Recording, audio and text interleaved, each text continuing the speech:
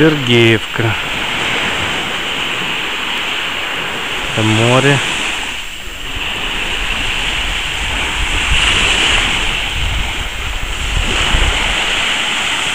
Довольно прозрачное, хотя очень много прибивает зелени в берегу. Пару метров чисто идет зелень, а потом чистая вода. Можно все видеть от груди и ниже.